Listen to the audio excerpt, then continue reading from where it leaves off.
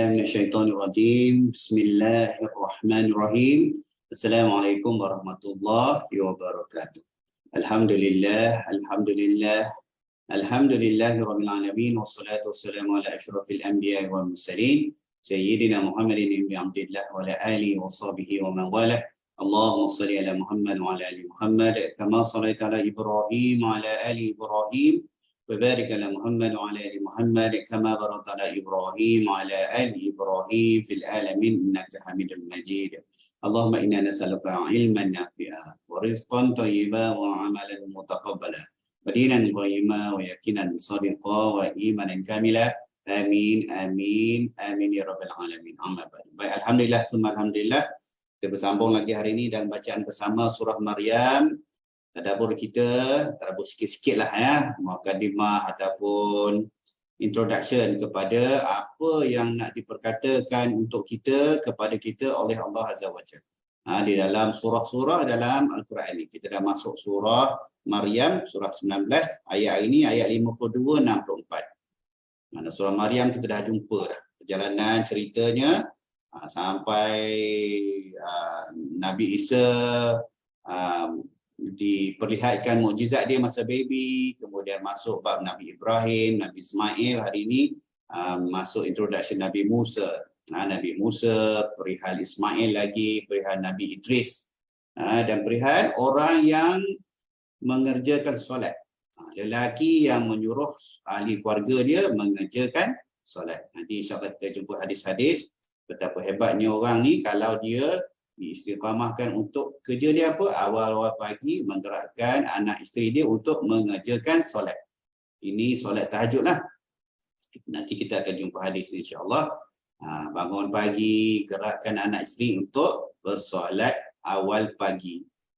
Dalam hadis tu kalau tak bangun, percikkan air di muka. Ini kita akan jumpa. Saya rasa kita dah jumpa dah hadis ni sebelum ni ya.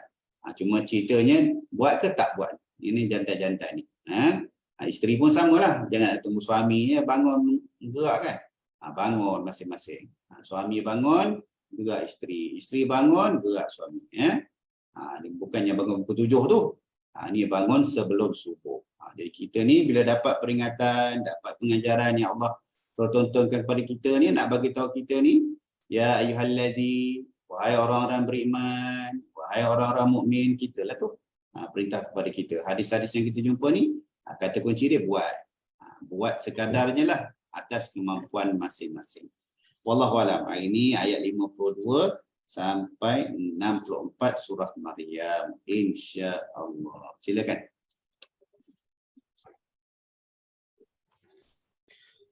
A'udzu billahi minasyaitonir rajim.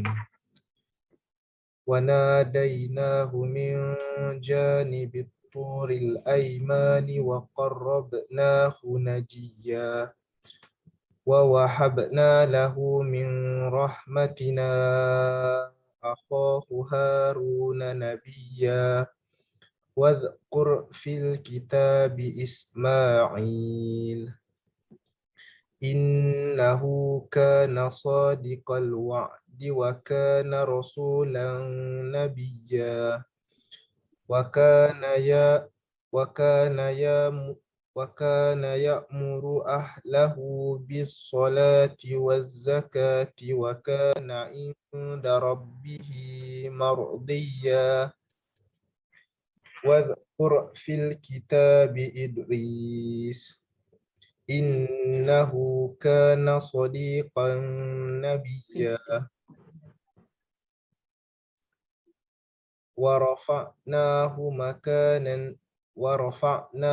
مكانا عليا أولئك الذين أنعم الله عليهم من النبيين من ذرية آدم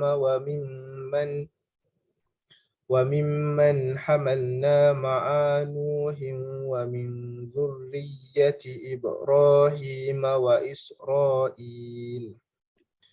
وإسرائيل وممن هدينا واجتبينا إذا تتلى عليهم آية الرحمن إذا تتلى عليهم آيات الرحمن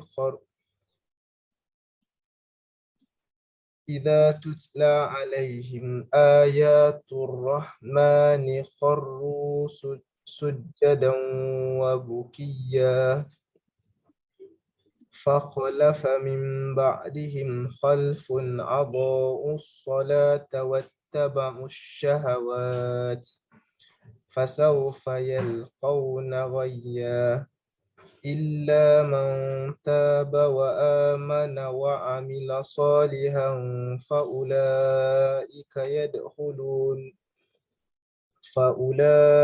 يدخلون الجنة ولا يظلمون شيئا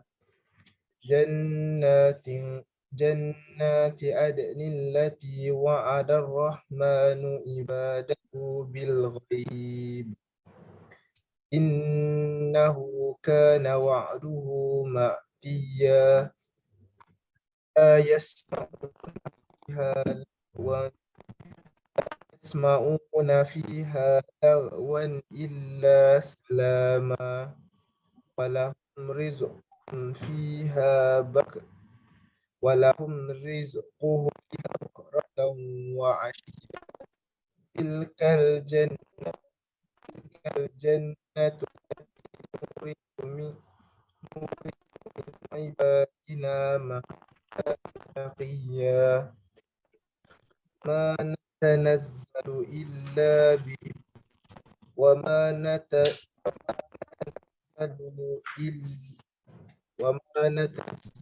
إلا بأمر ربه ما بين أيدينا وما خلفنا وما بين ذلك وما كان ربك نسيا. صدق الله العظيم. Terjemahan. Dan kami telah memanggilnya daripada sebelah kanan Gunung Sinai dan kami dekatkan dia untuk berbicara. Dan kami telah menganugerahkan sebahagian rahmat kami kepadanya, iaitu saudaranya Harun menjadi seorang Nabi. Dan ceritakanlah Muhammad kisah Ismail di dalam kitab Al-Quran. Dia benar-benar seorang yang tepati janjinya sebagai seorang Rasul dan Nabi. Dia menyuruh keluarganya untuk mendirikan solat dan menunaikan zakat. Dan dia seorang yang diridai di sisi Tuhannya. Sebahagian mufassir berpendapat bahawa yang dimaksudkan Allah ahlahu ialah keluarganya dan sebahagian berpendapat umatnya. Dan ceritakanlah Muhammad kisah Idris di dalam kitab Al-Quran. Sesungguhnya dia seorang yang sangat mencintai kebenaran dan seorang Nabi. Dan kami telah mengangkatnya ke martabat yang tinggi. Mereka itulah orang yang telah diberi nikmat oleh Allah, iaitu daripada golongan para Nabi, daripada keturunan Adam, dan daripada orang yang kami bawa di dalam kapal bersama Nuh, dan daripada keturunan Ibrahim dan Israel, dan daripada orang yang telah kami beri petunjuk dan telah kami pilih. Apabila dibacakan ayat-ayat Allah yang maha pemurah kepada mereka, maka mereka tunduk sujud dan menangis. Kemudian datanglah selepas mereka pengganti yang mengabaikan solat dan mengikut keinginannya, maka mereka kelak akan tersesat. Kecuali orang yang bertaubat, beriman dan melakukan kebaikan, maka mereka itu akan masuk syurga dan tidak dizalimi, dirugikan sedikit pun. Iaitu syurga Ad yang telah dijanjikan oleh Tuhan yang maha pemurah kepada hamba-hambanya, sekalipun syurga itu tidak tampak. Sesungguhnya janji Allah itu pasti ditepati. Di dalamnya mereka tidak mendengar perkataan yang tidak berguna kecuali ucapan salam. Dan di dalamnya bagi mereka ada rezeki pagi dan petang. Itulah syurga yang kami wariskan kepada hamba-hamba kami yang selalu bertakwa. Dan tidaklah kami turunkan Jibril kecuali atas perintah Tuhanmu. Miliknya segala yang ada di hadapan kita, yang ada di belakang kita, dan segala yang ada di antara kedua-duanya, dan Tuhanmu tidak lupa. Tafsir Jalalain. Wa kana ya'muru ahlahu, dan ia menyuruh kaumnya, bis salati waz zakati wa kana inda rabbih mardiyan, untuk menunaikan solat dan zakat.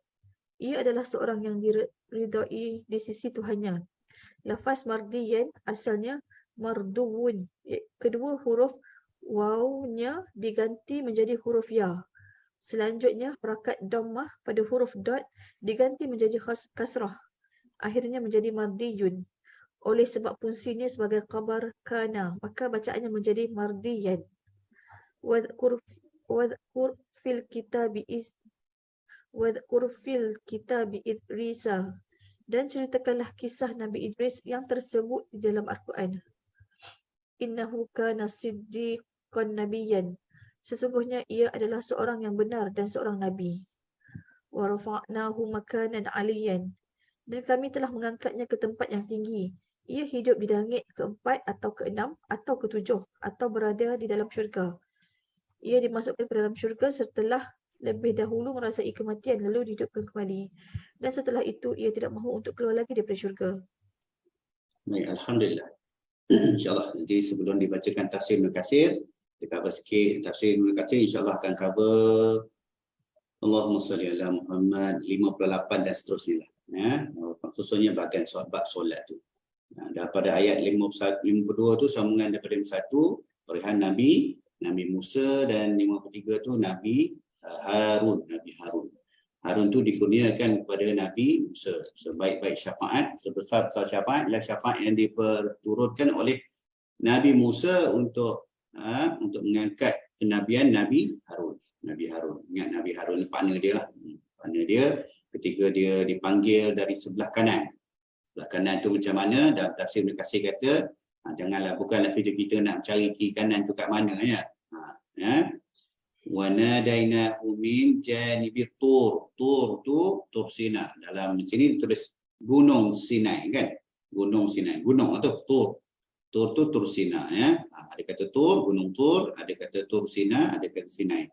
Selama sekarang ni panggil Sinai lah. Gunung Sinai. Belah mana saya tak pastilah. Sepadan antara Mesir, Jordan, Israel gitulah. Wallahu a'lam. Belah-belah sana. Ini kita boleh pergi lagi. Kalau belah sana boleh pergi lagi. Panjat bukit. Panjat bukit di mana di situlah bermunajatnya Nabi Musa. Kita kena bacalah. Sini dia kata kisahkan, bacakan, berkenaan. Tapi dalam pusat ini taklah dikisahkan. Jadi kita coverlah sendiri-sendiri ya, baca sendiri perihal bagaimana munajatnya Nabi Allah Musa untuk berbicara dengan Allah. Bagaimana kisahnya dinaikkan, dinampakkan burning bush tu, tumbuhan-tumbuhan yang terbakar dari belakang tabir terbakar dan tumbuhan tu dibicarakan dia dengan Allah, apa bicaranya, bagaimana fanaknya dia ataupun pensannya dia selepas tu, turunnya jumpa pula kaum dia walaupun tinggal 40 hari, ramai pula kufur setelah ditipu dengan Samiri buat bentuk anak lembu emas yang boleh berbunyi, itu pun ditinggalnya Nabi Harun, bagaimana marahnya Nabi Musa kepada Nabi Harun, dicekaknya begitu. Nak marah kenapa ni kufur kaum kita ni apa semua tu. Nabi Harun pun berlepas diri daripada kekufuran kaum-kaum dia dan sebagainya. Panjang lagi lah ceritanya. Jadi kerja kita untuk membaca. Pilihlah daripada sumber-sumber yang muktabar, kat internet pun ada, tafsir-tafsir, Ibn Katsir dan sebagainya, supaya kita dapat penceritaan penuh. Taklah sebahagian-sebahagian. Dan cerita ni juga cerita yang sama dengan kitab-kitab Injil. Kenapa kitab-kitab? Sebab banyak dengan versi Injil kan. The Story of the Burning Bush tu ada dalam kitab-kitab Injil. Lebih kurang sama dia cerita dia. Jadi jangan kita tersalah pilih lah. Takut kita terpilih website yang penceritaan dia daripada kitab Injil dan Israiliyat. Kita pilihlah penceritaan dia dari tafsir-tafsir yang muktabar ya. Tafsir muktabar senang. Jadi kena bacalah cerita Nabi Musa, Nabi Harun. Kemudian ceritakanlah Muhammad, wahai Muhammad, kisah Ismail, bapa kepada orang Arab ni. Ismail. Ya. Pujian pada Allah Azza wa Jalla kepada Ismail bin Ibrahim Al-Khalil alaihi salam. Bapa Arab Hijaz keseluruhannya. Daripada jalur Ismail itulah turunnya orang Arab. Yaqub jalur untuk orang Israel ya, Bani Israel. Ya, Ismail jalur Arab Hijaz seluruhnya. Arab Hijaz apa? Surah Semenanjung Arab tu. Itu dia. Bapa dia, jatuk dia situ Ismail. Kemudian cerita Nabi Idris. Nabi Idris ni pun kat sini sikit je tulis kan. Dan tafsir pun tak banyak. Dia hanya disahkan bab Ismail tu disahkan Ismail orang yang teguh pada janji dia. Dalam tafsir Ibn Katsir bab Idris ni menceritakan orang yang benar-benar seorang nabi yang benar ya, yang diangkat ke langit. Dia mati pada langit keempat atau keenam, wallahu a'lam. Diberitakan dalam Isra Mi'raj tu nampak berjumpa ya. Rasulullah sallallahu alaihi wasallam bertemu dengan Nabi Ismail. Nabi Idris. So Nabi Idris ni macam-macam cerita. Dikatakan, diberitakan beliau ni seorang nabi yang mula-mula sekali di dalam sirah sebagai nabi yang menjahit. Sentiasa zikrullah. Sebab dia sentiasa berzikir kepada Allah tu, dia menjadi kesayangan kepada malaikat. Turun malaikat bertemu dengan dia. Bila dia tahu tu malaikat, dia bawa. Ini cerita dia lah. Bawa ke langit, masuk syurga. Dimatikan, dihidupkan kembali, dah tak nak keluar syurga. Macam-macam lah cerita, boleh baca kat situ ya, insya-Allah. Itu perihal ayat-ayat, beberapa ayat mula. Kemudian yang kata kunci kepada muqsad ni ialah yang akan dibacakan dalam tafsir Ibn Katsir berkenaan dengan solat. Kenangan peri pentingnya solat, tak cukup untuk solat fardu je bagi kita ni. Peri pentingnya kita menegakkan lebih banyak solat-solat sunat. Khusus dalam hadis-hadis yang akan dibaca ialah solat malam. Wallahu a'lam. Silakan tafsir Ibn Katsir. Firman Allah, dan dia menyuruh keluarganya untuk melaksanakan solat dan menunaikan zakat, dan dia seorang yang diridai di sisi Tuhannya. Surah Maryam ayat 55. Ayat ini menerangkan pujian yang indah, sifat yang terpuji dan kebiasaan yang tepat yang dilakukan oleh Ibrahim alaihissalam. Yang baginda adalah seorang yang tetap teguh melaksanakan ketaatan kepada Tuhannya, dan juga baginda memerintahkan kepada keluarganya agar taat kepada Allah. Hal ini selaras firman Allah kepada Rasulnya, dan perintahkanlah keluargamu mendirikan solat dan sabar dalam mengerjakannya. Kami tidak meminta rezeki kepadamu, kamilah yang memberi rezeki kepadamu. Dan akibat yang baik di akhirat adalah bagi orang yang bertakwa. Surah Toha ayat 132. Juga firman-Nya, wahai orang-orang yang beriman, peliharalah dirimu dan keluargamu daripada api neraka yang bahan bakarnya adalah manusia dan batu. Penjaganya malaikat-malaikat yang kasar dan keras, yang tidak derhaka kepada Allah terhadap apa yang diperintahkan kepada mereka dan selalu mengerjakan apa yang diperintahkan. Surah Al-Tahrim ayat 6. Iaitu perintahkanlah mereka untuk melakukan kebaikan dan menjauhi kemungkaran. Janganlah membiarkan mereka tanpa pengawasan. Akibatnya, api neraka akan membakar mereka pada hari kiamat. Dalam sebuah hadis daripada Abu Hurairah, dia mengatakan bahawa Rasulullah SAW bersabda, Allah memberi rahmat kepada seseorang yang bangun pada malam hari kemudian dia solat dan dia membangunkan isterinya. Jika isterinya itu tidak bangun, maka dipercikkan air ke wajahnya. Allah memberi rahmat pula kepada seorang isteri yang bangun pada malam hari kemudian solat dan dia membangunkan suaminya. Jika suaminya itu tidak bangun, maka dipercikkan air ke wajahnya. Hadis riwayat Abu Daud dan Ibnu Majah. Terdapat pula keterangan daripada Abu Sa'id dan Abu Hurairah daripada Nabi SAW, baginda bersabda, apabila seseorang bangun pada malam hari dan membangunkan isterinya, kemudian kedua-duanya solat 2 rakaat, maka mereka berdua akan dicatat sebagai lelaki dan perempuan yang selalu mengikuti Allah. Hadis riwayat Abu Daud, An-Nasa'i dan Ibnu Majah. Riyadhus Salihin. Daripada Abu Hurairah radhiyallahu anhu, dia berkata, aku mendengar Rasulullah SAW bersabda, hal yang pertama kali akan Allah hisab di hari kiamat ke atas amalan seseorang hamba adalah solatnya. Jika solatnya baik, maka ia akan beruntung dan selamat. Jika solatnya rosak, maka ia akan rugi dan tidak beruntung. Jika pada malam fardunya ada yang kurang, maka Allah Subhanahu wa taala berfirman, periksalah apakah hambaku mempunyai ibadah sunat yang dapat menyempurnakan ibadah wajibnya yang kurang. Lalu setiap amal akan diperlakukan seperti itu. Hadis riwayat Tirmizi.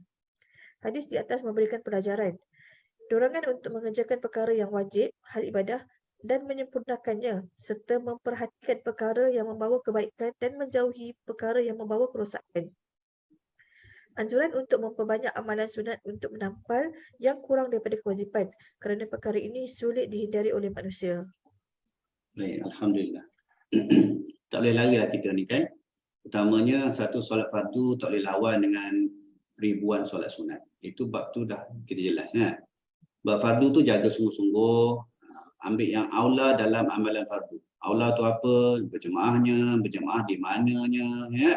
Kalau tak berjemaah di masjid, berjemaah di rumah. Aulakan yang berjemaah tu. Itu satu. Kemudian aulakan utamakan apa yang aula dari segi perbuatan, apa yang sunnah dalam perbuatan. Itu tekankan dulu. Perhalusi. Angkat takbirnya macam mana, letak tangan macam mana, mudah-mudahnya Islam. Tak ada nak sampai ke atas, tak ada nak gitu, tak ada apa, mudah-mudahnya berhalusi walaupun sekecil-kecil. Sunnah kita nampak kecil lah tapi besar sebenarnya. Sunnah di dalam perbuatan, di dalam solat, lafaz bacaannya. Jadi fardu kita tu kita cantikkan seadanya lah, seadanya kita ni. Kemudian kita tutup lompong-lompong tu dengan sunat. Sunat yang kat sini, dia bertonton kat sini lah untuk apa? Bangun malam. Cantik tak cantik Islam ni semua benda dia ajar.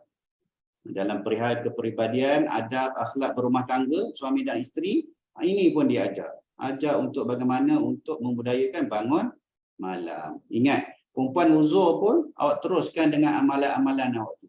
Kalau sama-sama ni awak bangun subuh, uzur pun bangun awal subuh juga. Beribadahlah awal subuh tu. Berzikir, baca manzil, mujiat, syifa, apa-apa sajalah. Lepas tu hari Jumaatnya awak baca Al-Kahfi dengan niat zikir. Boleh teruskan.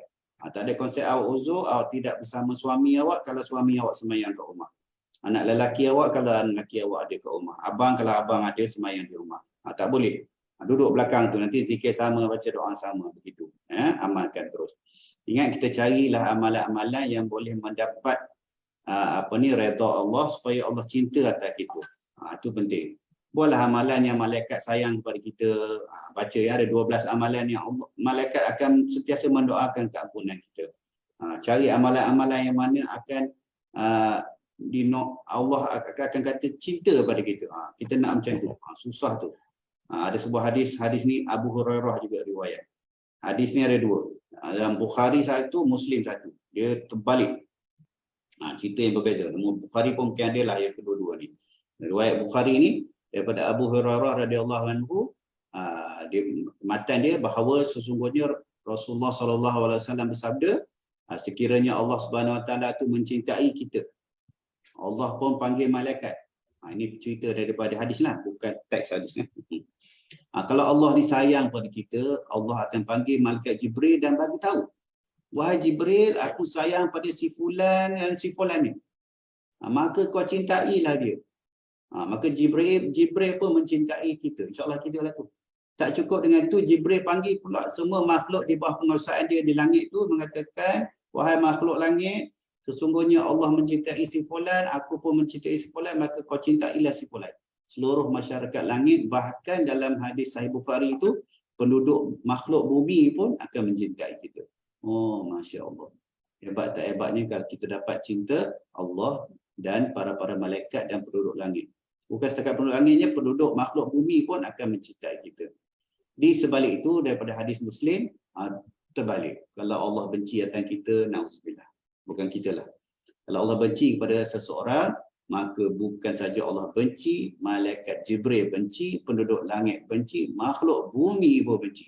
Maksudnya batu tu pun cela orang yang dibenci oleh Allah, malaikat dan seterusnya. Na'udzubillah. Jadi kita cari bagaimana kita nak mendapat cinta Allah tu, cinta malaikat, cinta para makhluk di langit tu. Supaya apa, senang ya. Nak cari redha Allah ni gitu dah, carilah. Kita pancing dengan amalan-amalan, antaranya ni bangun awal malam. Bangun awal malam bukan untuk diri kita je. Suami bukan suami seorang-seorang yang syok-syok semayang-semayang. Kena ahli keluarga. Ahli keluarga. Sekadarnya lah kalau ada anak kecil-kecil ni tak payah lagi kan. Tapi bangun awal subuh tu penting lah. Subuh tu bila budak-budak dah mula pandai semayang tu, kena semayang subuh sama dengan ibu. Kena awal-awal lagi dah ajar. Tak kira lah dia tidur kat belakang apa, kena ajar. Bila dia dah faham bab ibadah tu, barulah mula suruh dia semayang tahajud dan sebagainya. Wallahu a'lam. Tak boleh lari lah ya. Yang paling penting bab fardu, cantikkan bab fardu. Selesai bab fardu, kita tutuplah dengan bab sunat. Yang paling hebat sekali dalam bab sunat ialah solat awal malam. Wallahu a'lam. Hadis Nabi ini cerita pasal banyak songnya. Dalam hadis ni cerita pasal banyak songnya lah. Itu je sebenarnya. Dipertontonkan kepada kita pada keluarga Rasulullah sallallahu alaihi wasallam sendiri, ahli bait. Ahli bait. Ini radhiyallahu anhu wa radu'an tu, orang-orang yang diradai dan sebagainya pun dipertontonkan kepada kita bab banyak songnya ni supaya apa? Supaya kita jangan banyak songnya lah. Supaya kita jangan banyak songnya. Silakan. Ali bin Abu Talib radhiyallahu anhu mengatakan bahawa Pada satu malam, Rasulullah SAW membangunkannya beserta isterinya Fatimah, puteri Nabi SAW. Lalu baginda berkata, "Tidakkah kamu akan mendirikan solat malam?" Kemudian saya menjawab, "Wahai Rasulullah, diri kami ini ada dalam kekuasaan Allah. Jika dia berkehendak membangunkan kami, tentu kami akan bangun." Maka ketika kami mengatakan demikian, baginda pergi dan tidak mengatakan apa pun kepadaku. Kemudian aku mendengar ketika baginda pergi sambil memukul pahanya, bersabda, "Memang manusia adalah yang paling banyak dalihnya." Itu akhlak baginda Rasulullah sallallahu alaihi wasallam. Berbeza dengan akhlak kita. Kalau kita abah dengan mak ni, gerak sekali tak bangun, gerak dua kali tak bangun, bergegar lah rumah agama ni. Bergegar dah rumah nak pula yang jantan-jantan dah tua-tua ni kan. Habislah keluar subuh, awal subuh tergegar rumah dah. Tak bangun-bangun lagi ya. Nak kena buat bak pucik air ni, kena bawa spray lah depan kita rumah. Gitulah. Kenapa? Bila kita adab kita, bila kita jumpa ayat-ayat Al-Quran yang Allah seolah-olah Allah menegur Rasulullah tu kan. Kenapa tu? Untuk kita. Ya, untuk kita. Ya Muhammad, wahai Rasul, jangan kau, kalau kau nak cakap benda yang belum lagi, cakap insya-Allah. Wahai Rasul, kenapa kau tak tengok orang buta tu padahal dia lagi beriman? Dan cerita Ibnu Abi Jamrah, cerita apa ni, Ibnu Umi Maktum tu kan. Yang ni pula samalah. Pada siapa ni? Ahli baik. Teguran, jangan banyak sombong ya. Kita kena ada sedikit adab lah. Bukan kita ahli pun gitu juga kan. Perangai apa gitu kan. Jangan gitu ya. Wallahu a'lam. Hadis qudsi Daripada Abu Ayyub, dia berkata, Nauf dan Abdullah bin Am sedang berkumpul.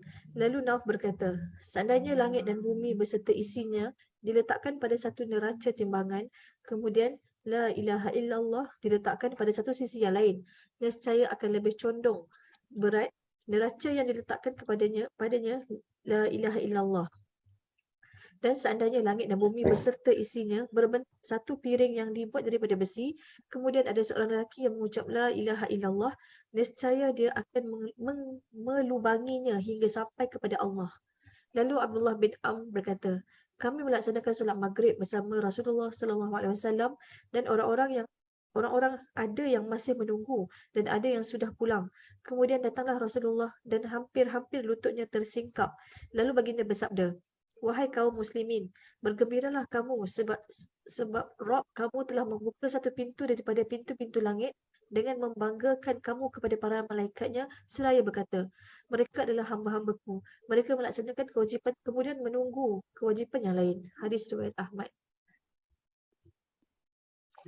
Baik, alhamdulillah. Ambillah sedikit sebanyak pengajaran daripada apa yang kita dah baca hari ini. Tambah sikit lagi pembacaan kita berkenaan dengan Nabi Musa, munajatnya ke Gunung Tursina, cerita Nabi Harun ditinggalkan, cerita Nabi Ismail, baca cerita Nabi Idris. Baca ya. Semua dengan pembacaan tu ada tertanam lebih kecintaan kita kepada para nabi dan rasul.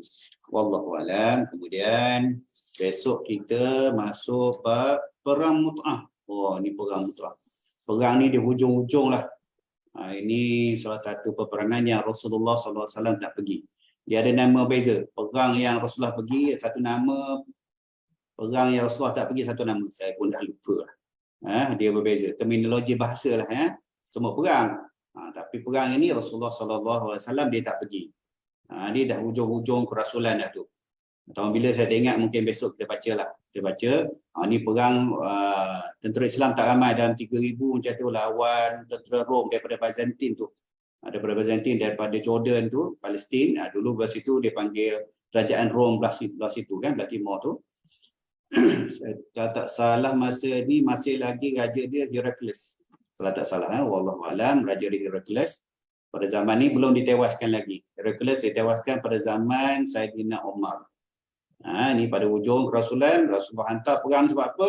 Sebab wakil rasul tu dibunuh. Kena bunuh, dia hantar perang. Tentera Islam tak ramai dan 3,000 macam tu. Lawan tentera Byzantine ni ramai. 100,000, lebih kurang macam tu lah. Yang sini dipertontonkan mukjizat Rasulullah SAW nampak future. Di mana Rasulullah SAW menghantar 3 sahabat dia. Pak saudara dia salah seorang ialah sepupu pak saudara dia. Zaid bin Harisah, anak angkat kesayangan dia tu, kemudian Ja'far bin Abdul Talib. Lepas tu Abdullah bin Rawaha.